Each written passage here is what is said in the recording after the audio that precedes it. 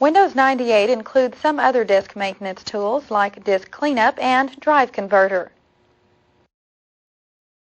The Disk Cleanup utility helps us free up space on our hard drive by searching our hard drive and then lists temporary files, Internet cache files, and unnecessary program files that we can safely delete. Let's run the Disk Cleanup program on our hard drive.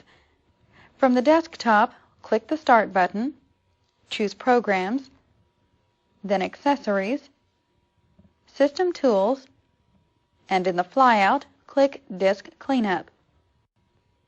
When the Selected Drive dialog box appears with our current hard drive selected, press Enter and Disk Cleanup scans the drive, checking for any files that can be safely deleted.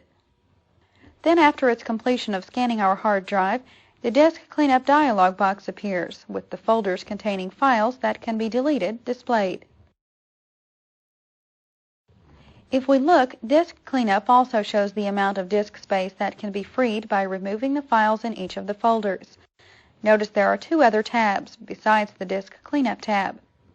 First, click the More Options tab. Notice we have two options displayed. We can free more disk space by removing optional Windows components or remove installed components.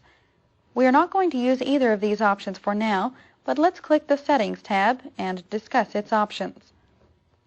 The only option available is to perform disk cleanup automatically when our hard drive runs low on disk space.